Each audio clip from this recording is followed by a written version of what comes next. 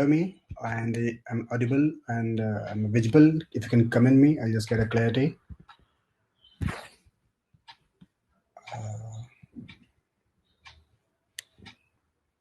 Great, good, perfect.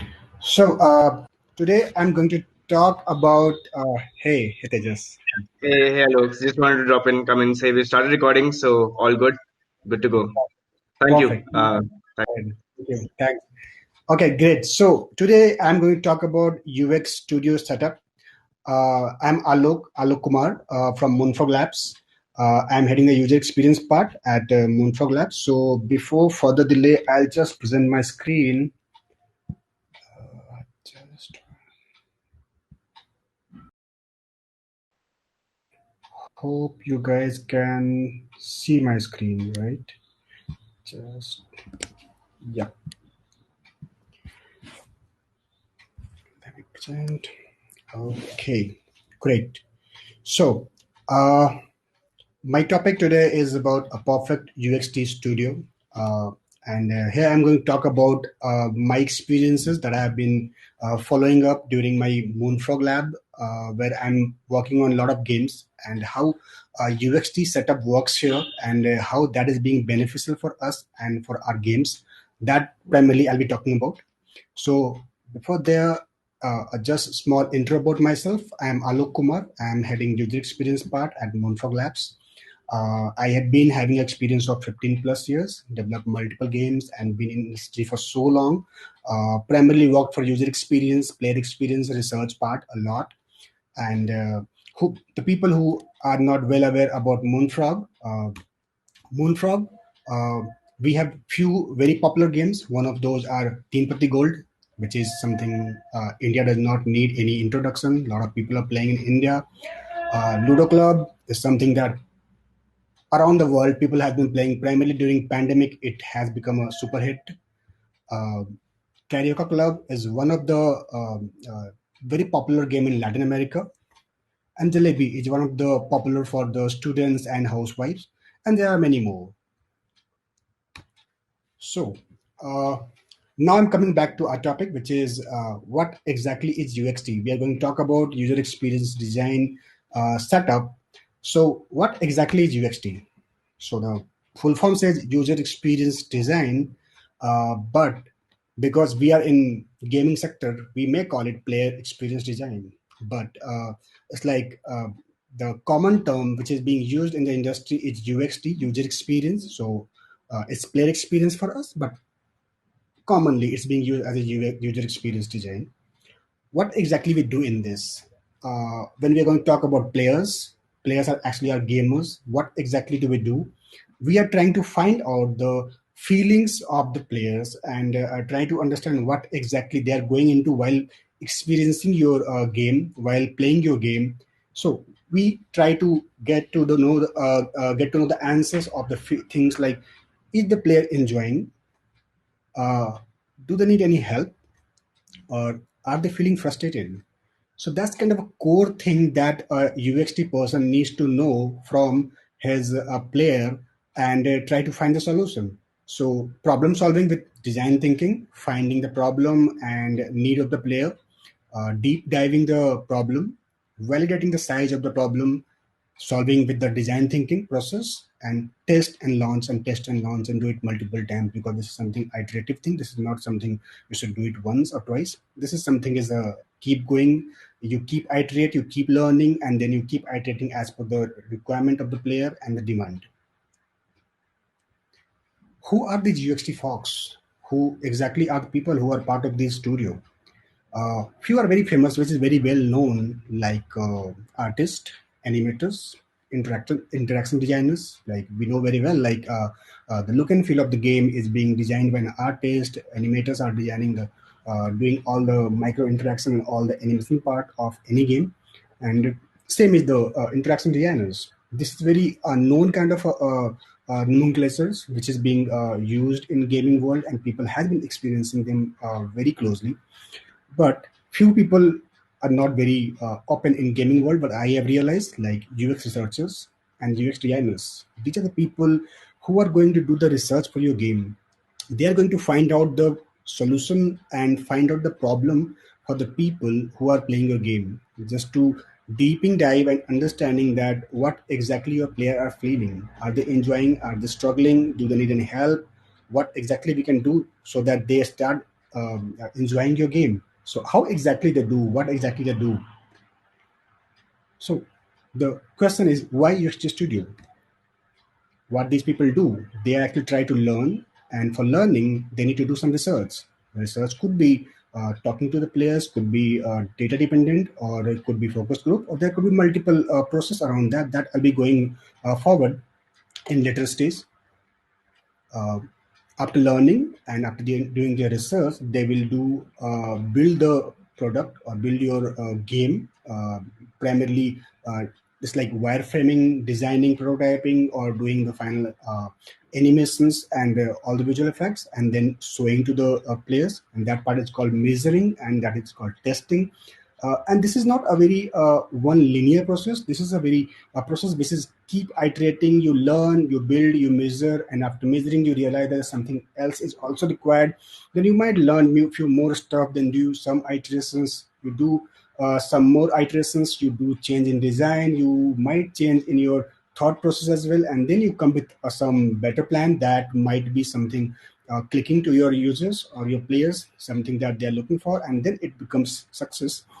And this is one thing, this is a complete cycle that I prefer to be done by UX studio people, where you have your designers, researchers, animators, and all your artists sitting in one place, which is one studio, where this one complete team is responsible for all this setup, so that these people are kind of aligned with each other. They know very well what exactly is the goal they're going to achieve, what is the target, and what exactly there's no dependency on any other team. That's how it becomes very smooth interaction and smooth process which is being handled by the team. That is why I prefer to get this done via one studio, where all these kind of people who are doing the research, who are thinking, who are doing iteration, who are doing testing, they're all sitting together, and then they're working on this process and coming with the final solution, and then presenting. And they are kind of the people who are the responsible for the bigger success in terms of how do we achieve there.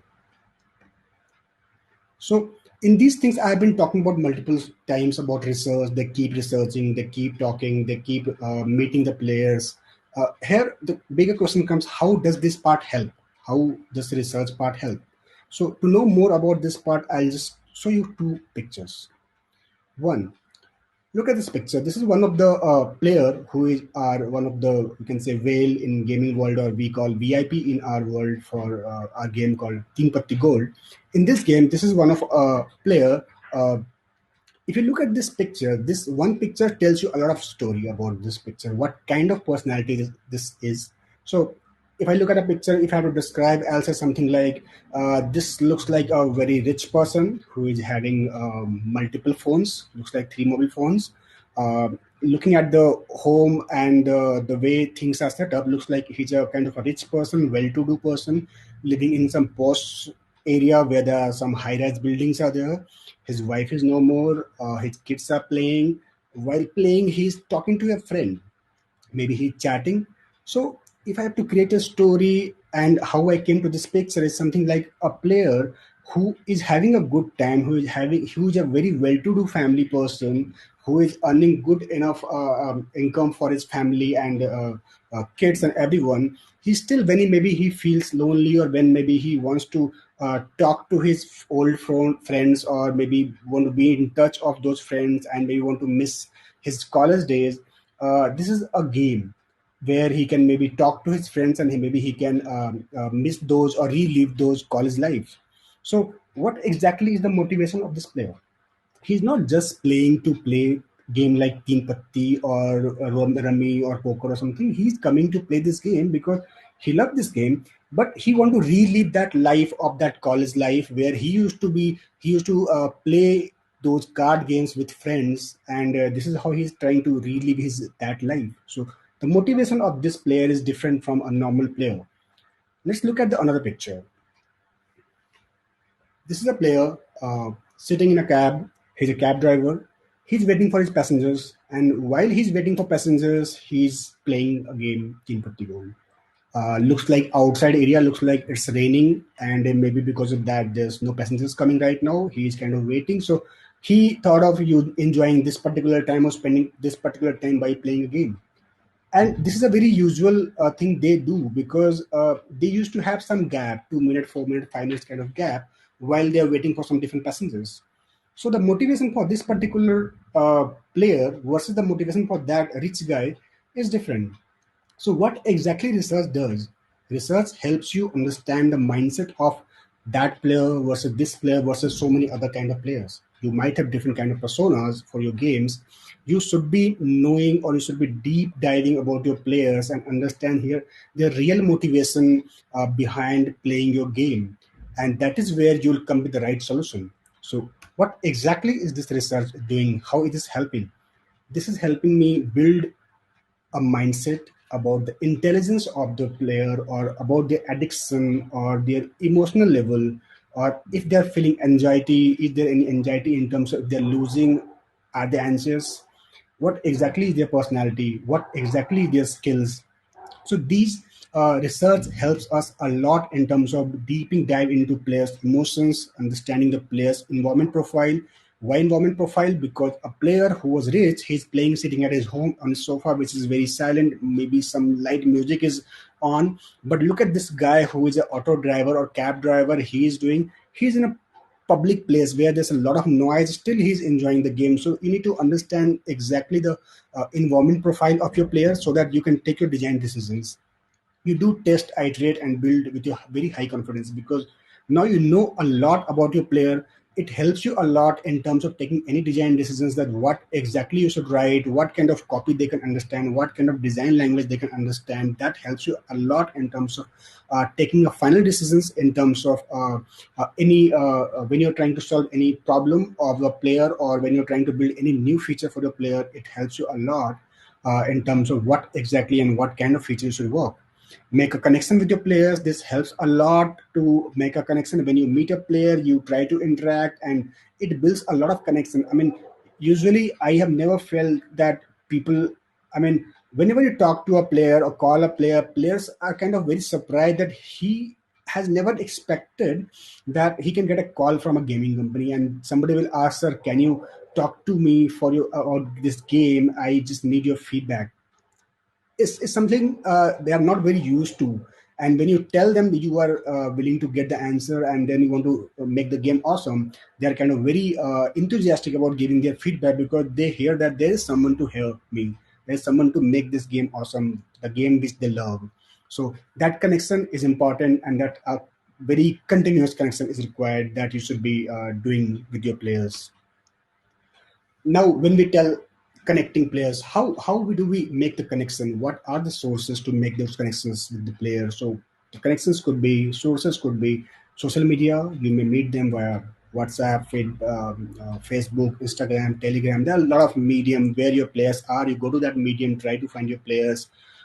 You might run your in-game pop-up or something. So there are multiple ways to reach your players. So just try to reach your players, make a one-on-one connection with your players, talk to them personally, spend time with them. That time they will open up and then talk about their real problems and their real feelings about the game. Or you can do a focus group. You might call a group of 8 people or 6 players who can be together in one room, and then you can debate about any particular topic or any ideas you have. You'll get a lot of insight, and those players also will feel very wow that this company is listening to me. And for you, it's also a very win-win moment, that players are loving to give you ideas, and you can do something what they exactly need. So that way your kind of testing is kind of done very much before than your playtest time. And if you do these all things, then this is kind of a win-win moment for the players and the game makers both.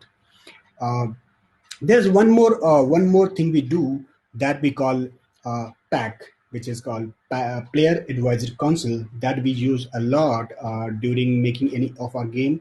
All of our games has a PAC committee. So what exactly is PAC? PAC is something like it's a group of players who are kind of very caring for your game, who love your game, who want to do something good for your game. They want to make your game awesome. So group of such people you might make on maybe Facebook as a closed group, or maybe on a WhatsApp group or some other medium you may find. You just need to find out few crazy people or few awesome players who actually love your game, who really want to make your game awesome. And these players would love to engage a lot. They would love to give you a lot of feedback, and they will feel responsible that they are kind of part of a pack council of your game, who has to give ideas so that this game improves, this game works a lot. And we keep meeting with these players very often, sometimes monthly, sometimes twice a week, twice a month, as twice, not twice a week but twice a month as well, so that we keep getting information whenever we do some new feature or new screens. We do test with them for sure. That is how we make this pack group very engaging, and we keep interacting with them, and we make sure that we don't release anything without showing to our pack players. And they also feel energized that something which is going in the market, they see that part before it goes to the market, so they feel it responsible. So I saw you one example of one of the pack player meeting that we used to do, that pack meetup. And this is not during a pandemic. I know that during pandemic people have moved to online video callings and these video callings interviews and all.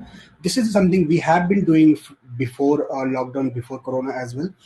Because what I feel that if you have these constraint that people has to come to you or you have to go to the people, then your this research area becomes very smaller, or you take a lot of more time to meet your player, talk to them. But the moment you go online, you may talk to maybe the people around the world on a call for an hour. So we have been organizing such kind of event a lot to talk to our players and hear them a lot.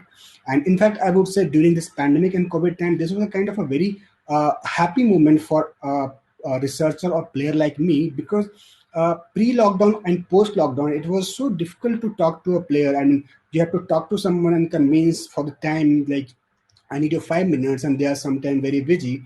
But during lockdown, it was kind of a very easy thing. I mean, the moment you talk to someone and say that, hey, I need your 10 minutes, it was quite easy to get that time, because a lot of people were sitting at home and they were playing your game a lot. So they had a lot of insight, and they had a lot of time to give you. So that's how this becomes very easy or very informative for us. And we really move this part as a very in a very positive manner that gave us lot of good insight to move forward. Uh, During this pack meeting or research, there are primarily two kind of research that anyone do, or they love to do, or what they exactly should be doing. One is that qualitative research. During this qualitative research, you primarily meet your player just face to face on the spot, sitting together on a table, and try to talk to him. Like here, one player is sitting at the left, and there's one interviewer whose role is to interview or talk to a player. And again, there's an observer. Her role here is that she'll just observe whatever this discussion is going around. So in that case, interviewer is not worried about taking a note. There could be a recording as well. We do a recording as well. So what happens here? You talk to a player one on one. So what you get, the best part is that you get a very rich data. You are talking to a player, he'll tell you all the insight, whatever he actually feels. You can ask n number of open and close questions. It all depends upon the comfort level of your player. The moment your player becomes very comfortable with you while talking, you may ask very close question and very open question about the game, about the player personality, that give you a lot of insight about what exactly you should be doing. It's like a play test with your real player, or sometimes testing your ideas.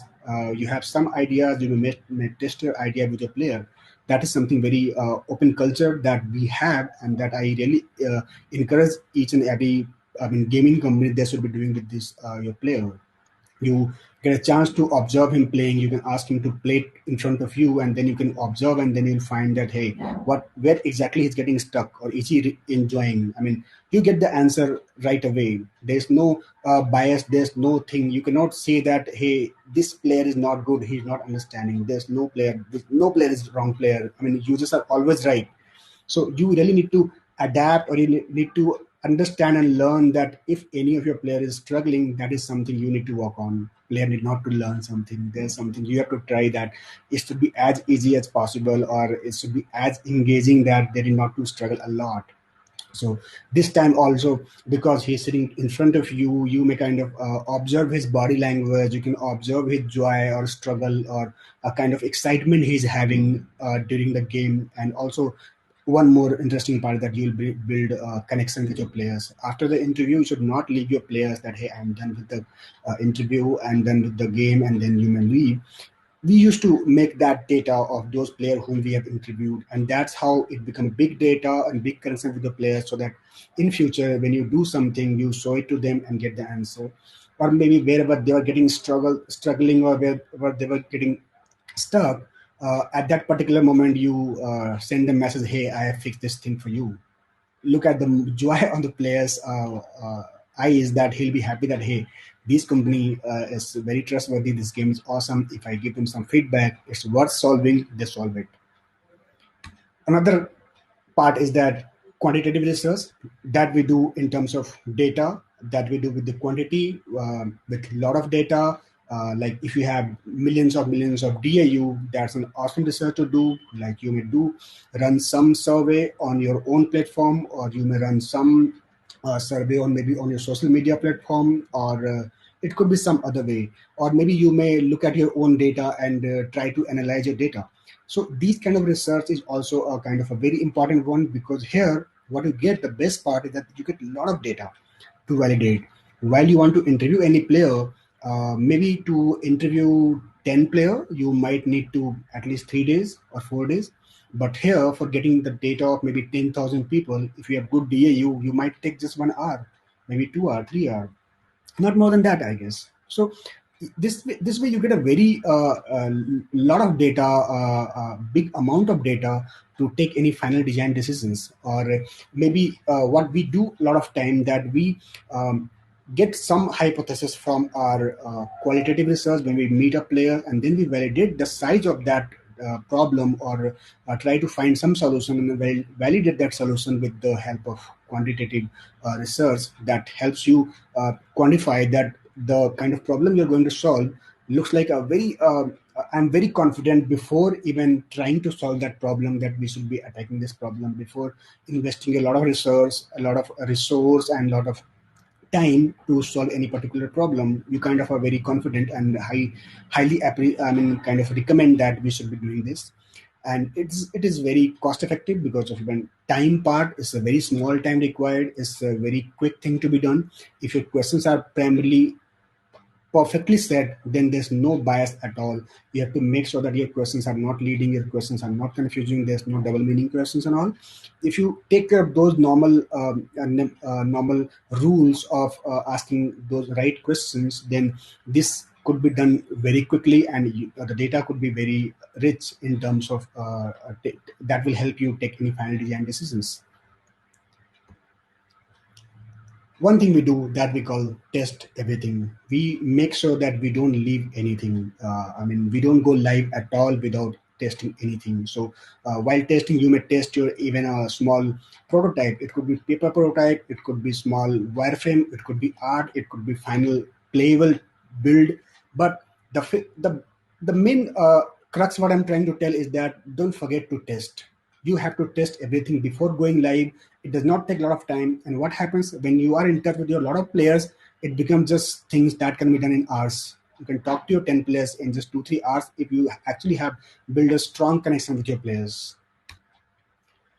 One last thing is that make sure that UX research is part of your project plan. It's been always observed that usually we always talk about UX design, PM, tech, testing, everything we keep in our project plan, but we don't keep UX research in our project plan, and that is where the big miss is. Like when you go for a research, when you talk to your 10 players, and then it goes completely back to circle, and maybe a very drastic difference in terms of feedback what you're expecting, then it can affect your timelines of your project plan. So I highly recommend that your project plan should be your UX research should be part of your project plan for sure. That's it from my side. Thank you so much for being an awesome audience. I think I'm almost on time, and that's my contact details.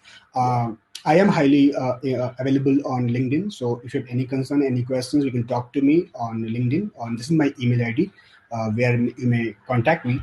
So coming back to the start, let me see if we have any question or something. Maybe I can take it. I don't see any questions so far. Guys, if you have any questions, just drop them in the Q&A panel section on the right side, and then we'll pick them up. But I'm kind of curious, Alok. One, thank you for the really nice session. It's interesting to see like more discussions around proper like UX design, research work, and whatnot. But in general, I think in some conversations I've had, do Mhm. you think it's like very expensive to have a proper UX design and research setup? I think it's not at all. I would say this is all Mhm. depends. It all depends. Like you may have a good setup where we call that is called UT lab, where you might have to spend a lot of time and a lot of amount in terms of all the equipments. But what I mean to say is that you could have that very strong and very expensive setup, but also we can do that if you don't have a big setup like equipment, you could have a setup that people around you. You have a good set of people like researchers, designers, artists, animators. Those people are sorted there. Then it helps you in terms of getting the right feedback on time and being close to your players. But yes, if you can afford those setup, that is awesome, no doubt. Because when you do a proper UT lab, you have a proper UT lab, and you do your testing over there. You test your game over there. Those results are no doubt awesome. I mean, you can observe players' emotions, player body language, and that really helps you a lot in terms of taking your final decisions for any design. Hope that answers right to this. Yeah, yeah, thanks. We've got a question. I was just looking at that. So the question is by Ishwar Prasad. Is UX research, sorry if I got your name wrong, is UX research done at a particular stage or is it an iterative process across the game's life cycle?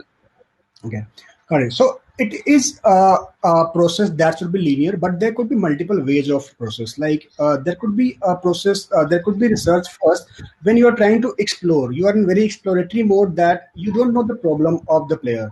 Then you do the research first. You actually trying to explore that what exactly should I do or what exactly is the problem of a player, so that I can try to make those changes in my product in my game so that the game would be awesome. In that particular time you do your research very first stage, but sometime what happens, you know that this was a problem, you are trying to solve a problem. The moment you do solve your problem, and then you want to test your features with them. So in this particular time, your test comes later stage once you build and then you do the test. But the best part is that this process is completely like in cycle it's going. You even if you do your test later, you do some research first and then you do later. So it's overall a iterative process that we do learn and iterate, and that is a very sequential one. You keep doing multiple times till the time you kind of not get very satisfactory answer or not very good benefit of what you have done. Cool. Yeah, I think that's quite an interesting observation, or rather, I mean, insight. Yeah, And also, as it turns out, we've almost run out of time. So thanks yeah. a lot, Alok. Thanks for coming here and sharing your knowledge with us. I'm sure a lot of people will be at least able to go back home and at least look into having a proper UX design and research setup, or at least consider, if not directly in house, maybe talking to some experts or hiring maybe only like for a few hours some support where they can do some proper research for the game. So thanks a lot. Thank you for this session.